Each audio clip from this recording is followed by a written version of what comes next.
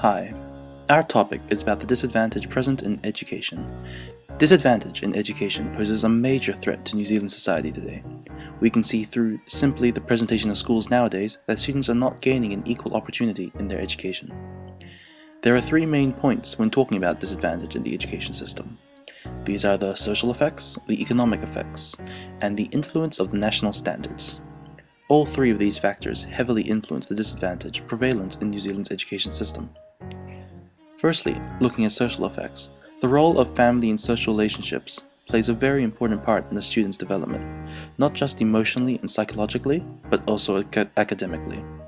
Biddulph, and Biddulph state that when a child is present in a positive learning environment that supports curiosity, investigation, and learning, the child develops a positive outlook towards learning.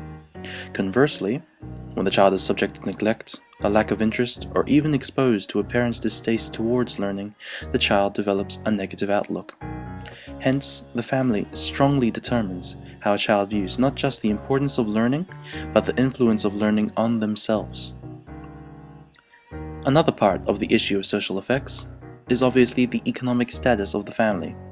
Children who live in poverty are more likely to turn up to school cold, hungry, and sick.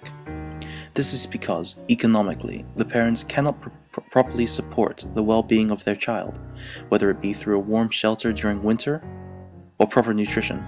Some of the illnesses and problems children are more susceptible to include respiratory issues such as asthma, chronic health problems, emotional and psychological stress, and a negative development in regards to their social and language understanding. Children in poverty are also more likely to be abused, both physically and emotionally. Now, looking at the economic effects, our economy today can have a range of effects over how our children are taught. From the time that the Education Act was passed, it has been clear that the government organizes our schooling system in a manner that seeks the best economical gain. Economic disadvantage results in, firstly, for children in poverty, those children having to leave school at an earlier age, those children being more prone to illnesses, and they having less access to resources, as well as less opportunities to benefit their future as a whole. This is because, as a rule of thumb, their families are more unlikely to be able to support their continued education, and that they don't have enough free money to be able to provide additional resources to expand on it. Wilkinson brings up an important relationship, stating that there is a relationship between the number of high school dropouts and scores in literacy and numeracy, and the size of the disparity between incomes within the community. This means that the economic status of the family of the child does inevitably play a sizable role in determining how a child fares academically. It's important to bring up that people like to point out such students who have risen above and succeeded amazingly well at receiving their education, but they are outliers, not trendsetters. Another point in regards to the economic effect on education is that Bruce, in his documentary, has suggested that there should be more funding put towards teachers. However, this is generally refuted on the absurd logic that, if our teachers are already world-class and therefore good enough, why should we invest more when they're doing so well? If they're doing so well, they don't require the funding. If anything, if teachers are considered world-class, then there should be more investment put into them due to their value of having such consideration. Overall, economic disparity is resulting in two things: students on the poorer end of the spectrum being stripped of opportunities they are entitled to and should be receiving, and the transformation of schools and academies into centers focused on economical gains, both of which are resulting in an even larger rift between families and children below the line and those above the line of poverty.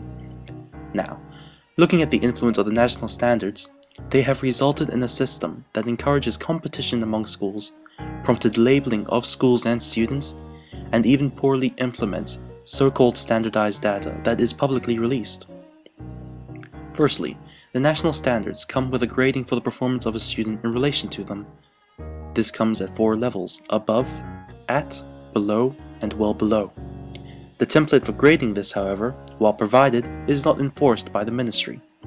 Instead, the schools are loosely following what the ministry asks for in the standards, but tunes it to suit their needs and goals.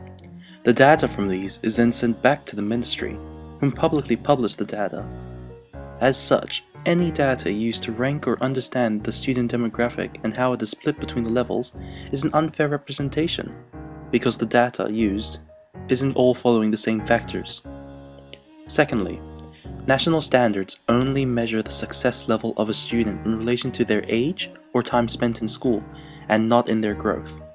This results in students such as ESL learners who, despite showing potentially amazing growth in their capacity to speak English from when they initially started, still being ranked as well below because they will not meet the standards, and it is improbable to expect them to.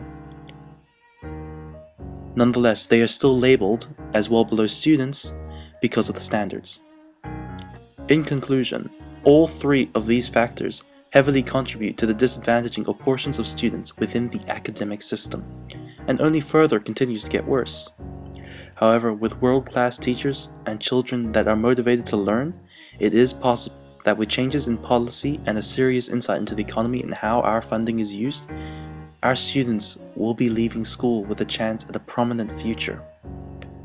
All it is then is a matter of how we influence the future to ensure that. Thank you all for listening.